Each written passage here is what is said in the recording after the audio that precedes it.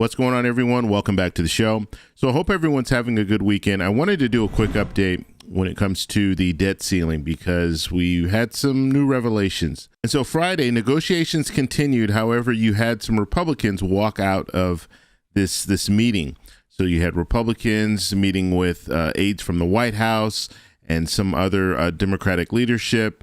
And so right now, we don't know what's going to happen. We don't know what's going to happen when it comes to the debt ceiling. It looked like a few days ago, things were getting better, but now looks like things are getting a little bit worse. So in this video, I'm going to talk a little bit about what needs to happen when it comes to getting this vote to pass. So that's what we're going to focus on in this video. But first off, if you guys can do me a favor, please like the video, subscribe to the channel, hit that little bell notification, and then click all. By clicking all, you'll get notified anytime we post a video. We do daily videos here, so by clicking the bell notification, clicking all, you should be getting updated every day. And just a reminder, if you're not getting notifications, let me know in the comments below, and also follow me on Twitter at the TEC Show Live. Okay, let me show you this quick clip, and then after this, we're going to talk a little bit about this. Here we go. Our top story, the government's high-stakes debt ceiling negotiations at a standstill. Republican congressional leaders walked out of the negotiation room Friday and warned there will be no deal without an agreement on sharp spending cuts. Moments after the walkout, former President Trump urged Republicans to reject a deal and hold out for everything they want. And Wall Street is closely watching Washington. Stocks dipped Friday on the debt ceiling uncertainty. Christina Ruffini has more from the White House this morning. Christina, good morning. Good morning, Dana. Well, Republican negotiators leaving that meeting told reporters last night they're not confident a deal can be reached before default. After walking out of meetings Friday afternoon, House Republican and White House negotiators were back at it Friday night. This wasn't a negotiation tonight. This was a candid discussion about realistic numbers, a realistic path forward. But that path is anything but certain. We took a pause because of the frustration that this White House will not acknowledge that they're spending too much. Appearing on Fox Business during the afternoon interlude, Speaker of the House Kevin McCarthy accused President Biden of not listening to Republican concerns about spending.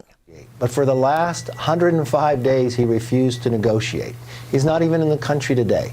In exchange for raising the debt limit, House Republicans want to cut the federal budget, the equivalent of about 13% across the board. Mr. President, how concerned are you about the debt talks at home? Not at all. At a meeting with Australia's Prime Minister today in Japan, President Biden remained confident default can be avoided. First meetings weren't all that progressive. The second ones were. The third one was. And then what happens is the carriers go back to the principals and say, this is what we're thinking about. And then people put down new claims. I still believe we'll be able to avoid a default and we'll get something decent done. Now, Biden is cutting his trip to Asia short in order to come back here and try to hammer out a deal in the next dozen or so days.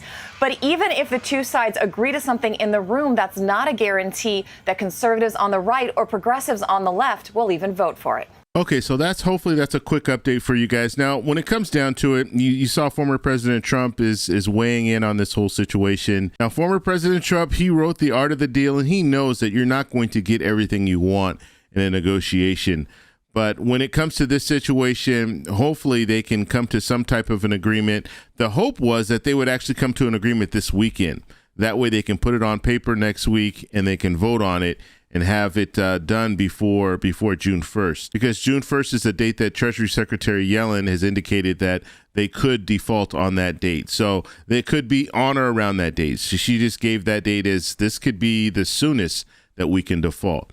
And so we're just going to have to see where this is going to go. But I wanted to show you guys, kind of an illustration of what really needs to happen. Because right now, the problem is you have a bill that was put together, and this bill that was passed in the House, this was a Republican bill. Okay, so because it was a Republican bill, obviously Democrats have issues with the bill.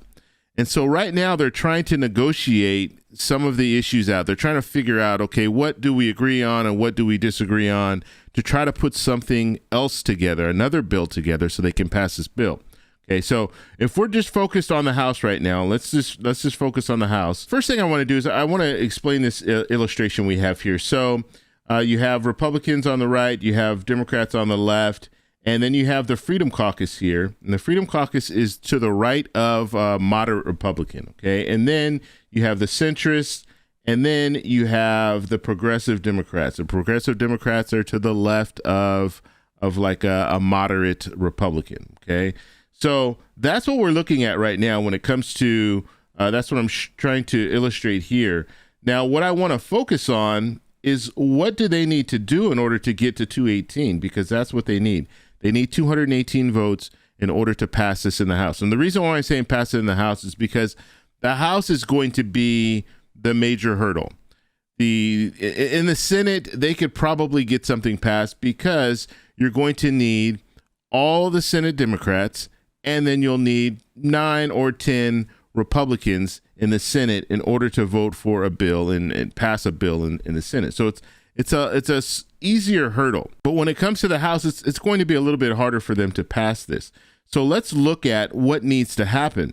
So right now, the Freedom Caucus, the bill that they put forward, and I won't say it was just the Freedom Caucus that put this bill forward, because you had 217 Republicans vote for this bill to raise the debt ceiling and with the cuts. Now, the Freedom Caucus, they are really adamant about not making any changes when it comes to the bill.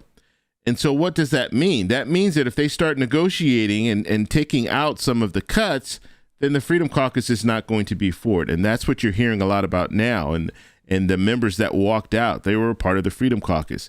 And so they don't want to make any changes. And so they're probably going to be a no to anything any changes that are out that are made, any negotiations that are made, they're probably going to be a no. And so that means you're going to need some Democrats in order to support this bill.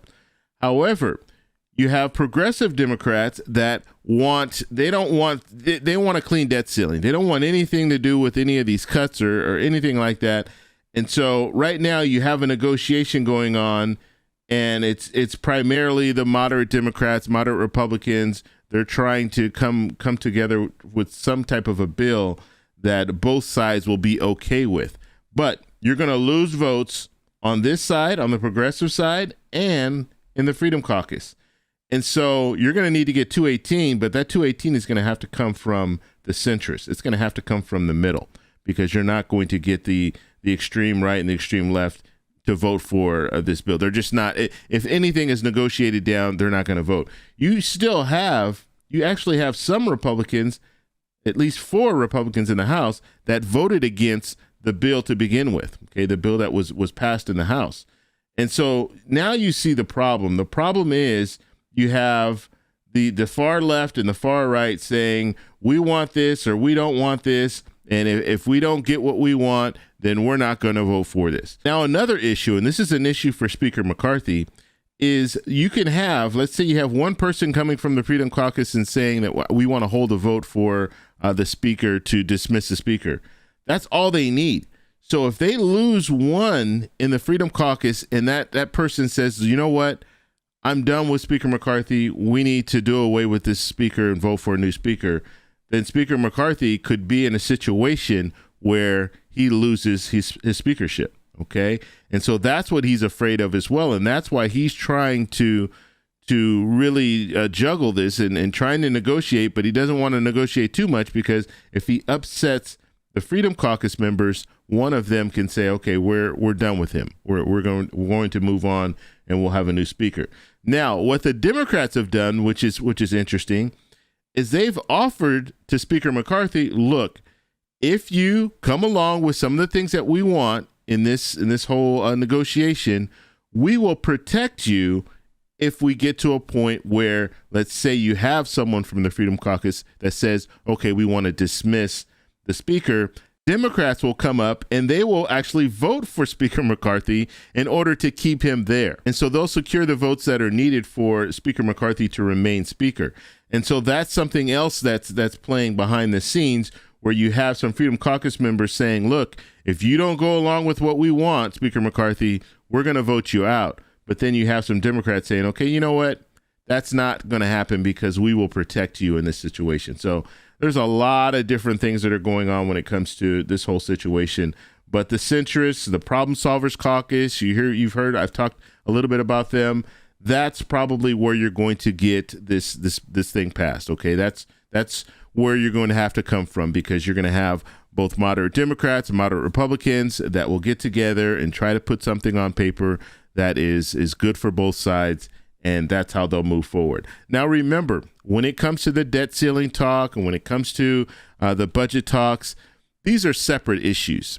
And the reality is that they can raise the debt ceiling without addressing the budget right now. They're going to address the budget in September anyway, because that's the way the normal rules go, that they'll address it in September. And so when they address it in September, then we'll know what the budget is for 2024. That's the normal way that things go. But right now, because of this whole debt ceiling talk, you have Speaker McCarthy wanting to bring the budget talks in at the same time. And what will probably end up happening, even if they agree to some things now, they're going to have to still discuss the budget for 2024. So in September, they're going to have to do this all over again. And then we'll be looking at a potential government shutdown if they can't get their act together and get something passed before October 1st. And so it's very, I mean, it's a sad situation that we're in right now. And the stock market is starting to react now, because I think they're realizing that the hope was that Democrats and Republicans would be able to come together, and after that Tuesday meeting, it looked like they were going to be able to move forward.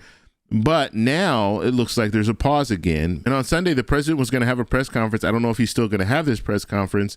And I think that the thought was that they would have something, at least some type of a verbal agreement to move forward when it comes to raising the debt ceiling and this whole budget cuts talk. But it doesn't look like that's going to happen now. And even if he does have a press conference, he doesn't really have much to say, because nothing has been agreed upon yet. And so that's all we have right now. So I'll definitely follow this story and keep you guys posted. So make sure you subscribe and hit that little bell notification. But this is something that's manufactured. This doesn't need to happen. When it comes to the debt ceiling, they can easily raise the debt ceiling and then talk about the budget later. But Speaker McCarthy decided that he wants to stand on this and not budge. But I want to know what you guys think, so let me know down below. If you like this video, please give me a thumbs up. Have a great weekend, and I'll talk to you in the next one. Bye.